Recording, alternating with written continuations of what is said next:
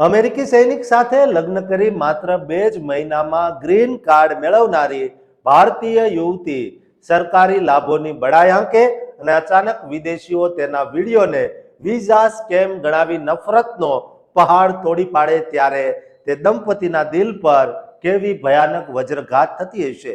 દોસ્તો, આ વાયરલ વિવાદ પાછળના અસલી સસ્પેન્સનું સાચું સત્ય જાણી તમારા હોશ ઉડી જશે। મીડિયા દ્વારા કવર કરાયેલા આંતરરાષ્ટ્રીય સમાચારથી સોશિયલ મીડિયા પર મોટો બોલાચાલી અને વિવાદ છેડાઈ ગયો છે। કાનૂની વિગતો અનુસાર મૂળ ભારતીય નાગરિક અને સોશિયલ મીડિયા ઇન્ફ્લુએન્સર મેઘા ગોયલ મીચ નામના મહિલાએ પોતાના ઇન્સ્ટાગ્રામ એકાઉન્ટ પર પોતાના પતિ હિલ મિચલ સાથેનો એક ખાસ વિડીયો શેર કરીને દાવો કર્યો કે અમેરિકન નાગરિક સાથે લગ્ન કર્યા પછી તેમને માત્ર 2 જ મહિનાના ટૂંકા સમયગાળામાં યુએસ ગ્રીન કાર્ડ મળી ગયું છે। તેના પતિ હિલ મિચલ યુએસ આર્મીના નિવૃત્ત વેટરનર છે, જેમણે ભૂતકાળમાં 2 મોટી યુદ્ધ ક્ષેત્રીય લડાઈમાં દેશ માટે સેવા આપી છે। આ દંપતી સોશિયલ મીડિયા પર દેશી ગર્લ અને અમેરિકન હસબન્ડ તરીકે પોતાનું પ્રમોશન કરે છે।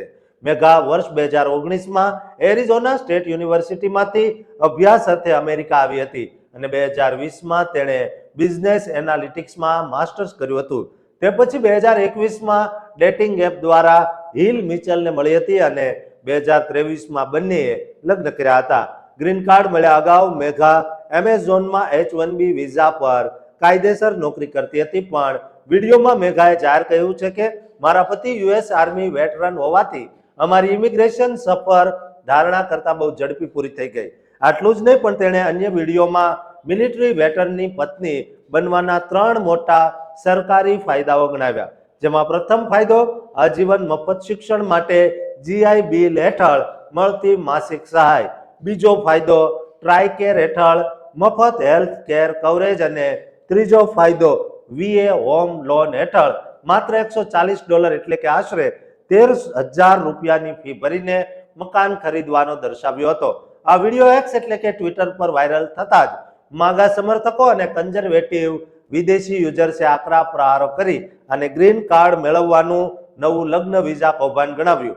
આક્ષેપ મૂક્યો કે આ યુવતી માત્ર ઝડપી ગ્રીન કાર્ડ અને સરકારી લાભો મેળવવા વેટરન પતિનો સેલ્સ બ્રોશરની જેમ ઉપયોગ કરી રહી છે અને લોકો હવે કશું છુપાવતા પણ નથી।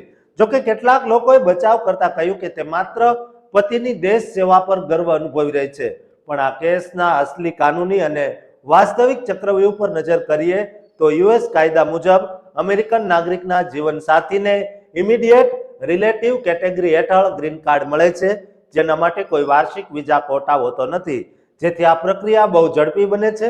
વળી સૈન્ય કર્મચારીઓના પરિવાર માટે એક્સપ્રેસ પ્રોસેસિંગની વિનંતી કરી શકાય છે, પરંતુ માત્ર વેટરન સાથે લગ્ન કરવાથી જ 2 મહિનામાં ગ્રીન કાર્ડ મળવું તે સામાન્ય કાયદો નથી, કારણ કે USCISના સત્તાવાર ડેટા મુજબ સામાન્ય વેઇટિંગ ટાઈમ 8 થી 18 મહિનાનો હોય છે। વળી ઇમિગ્રેશન કાયદા મુજબ લગ્ન કાયદેસર બોનાફાઇડ એટલે કે અસલી હોવા અનિવાર્ય છે, અને જો લગ્ન માત્ર ગ્રીન કાર્ડ માટે કરાયા હોય તો તે ફ્રોડ ગણાય છે।